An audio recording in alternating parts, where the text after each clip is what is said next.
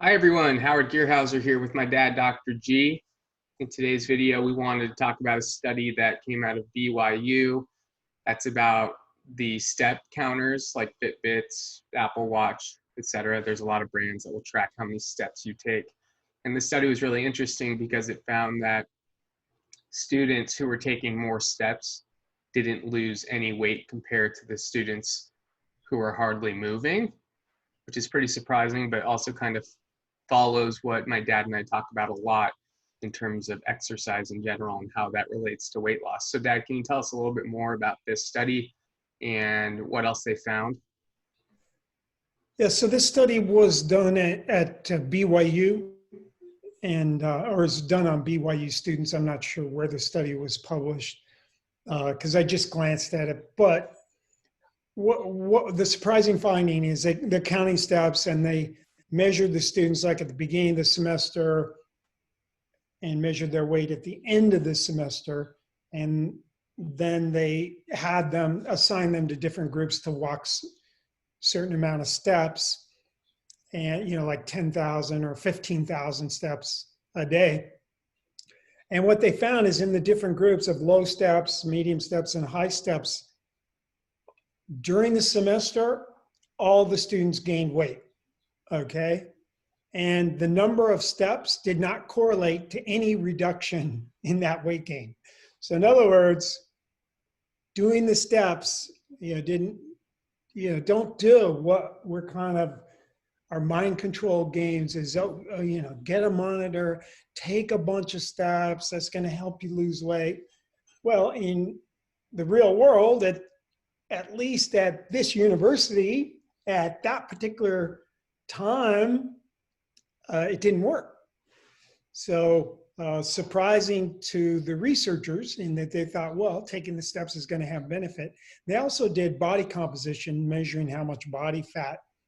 And the interesting thing is the students gain weight during the semester, whether they take a bunch of steps or not, but they actually gain more lean mass, slightly more than fat during the semester. So the weight gain wasn't necessarily fat, so it wasn't necessarily a negative, although it was almost half fat, but not quite.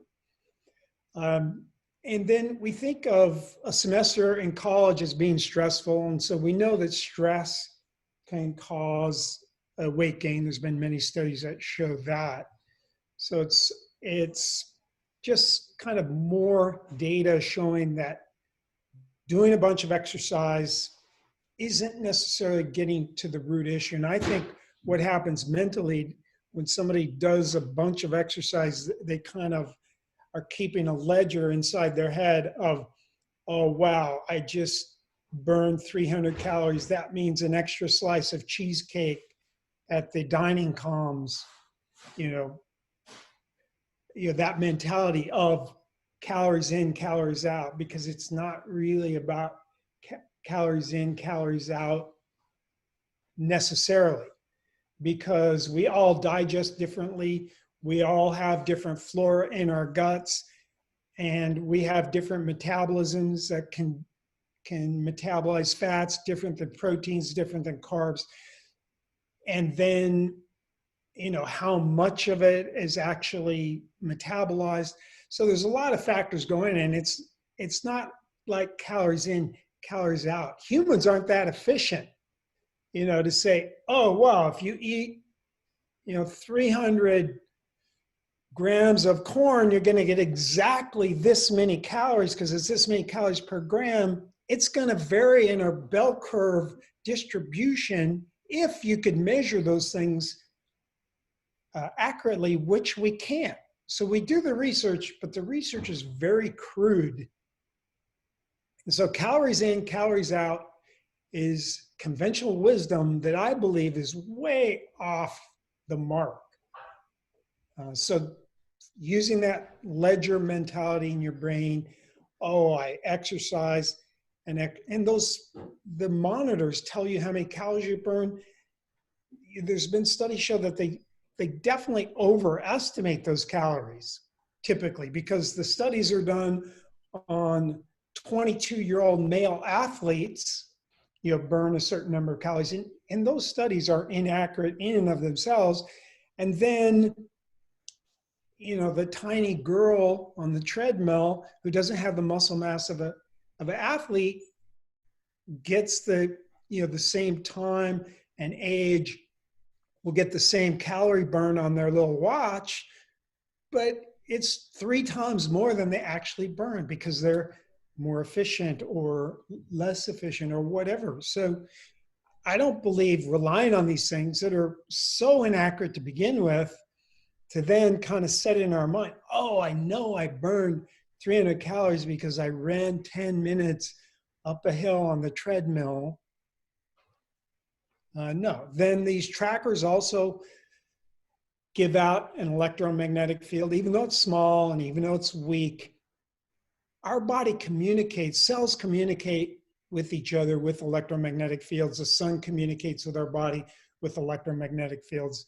And so we know from research that the electromagnetic fields that man makes are different. They're pulsed than the natural electromagnetic fields that we have in nature. So the pulsed ones do different things than the natural ones. So the pulsed ones, they open ion channels in our cell membranes that ain't supposed to be open. And that ain't good. So it sounds like stress is more of the indicator here than steps you're taking.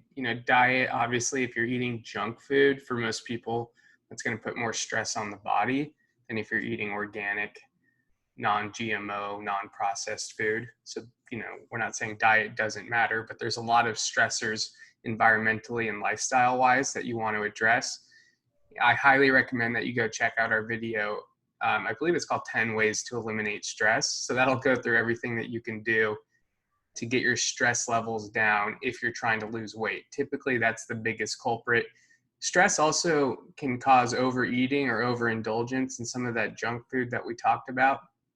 And the thing about exercise, if you're not doing it for the love of the run, or like you love hiking and you do it just because it really makes you happy, if you're doing it for weight loss, that can oftentimes add even more stress psychologically and physically to what you have going on.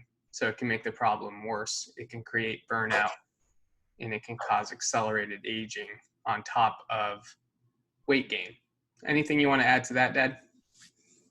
Yes, I would say exercise is great, but I would say you need to have pretty good energy, or maybe you should be rethinking your lifestyle or the condition of your body. Like if you don't have the energy for exercise. So if you have the energy, and it's even better if the exercise is a stress reducer, and that can be, running through a park, that could be a walk, that could be a swim in a natural body of water, or even a pool. Exercise is best when it's done out in nature. And the problem with exercising in a gym is, again, we have the factors of the non-native electromagnetic fields giving our cell membranes the wrong signals. And then we also have the artificial lights, which disrupt our circadian rhythm. And then today, with the coronavirus out there, we have the potential to be exposed to a virus. So if you can go out and get in a place that isn't crowded, the beach is one of the best places to exercise. But right now, as the weather's warming up, a lot of the beaches are crowded, so that may not be an option at this point. So I would say you've got to have the energy for it. It needs to make you feel better when you're done, and it needs to make you even feel better before it, like you have this positive anticipation that, oh, wow, I get to exercise, versus, oh my God, I got to go burn off that cheesecake that I'm going to eat later on today, or I had already this morning for breakfast. So try to get out of that mentality of, reward, punishment. That's not the way to do it. That creates extra stress in your life. And it's really meaningless in that we don't know how many calories you burned off walking around the lake. It's just a rough guess.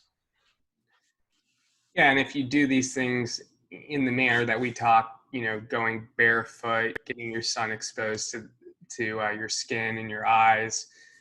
There's so much intricacy to these metabolic pathways and what's going on. As my dad mentioned, it's not just calories in, calories out. There's so many factors. The more that you do that we suggest, the healthier you'll be overall. Then you don't need to worry about that so much. If you enjoy eating the cheesecake for breakfast, we don't recommend doing that every day, but if it really makes you happy and you're doing all the other things right and living a stress-free life, who are we to judge that? So kind of do those things in moderation, but make sure you're doing the proactive things. That way you can worry a little bit less about diet and exercise. Anything you want to add to that? No, I think that sounds good. Just be happy. Well, thanks, guys. This was a really quick one today, but we will see you on the next episode. See ya.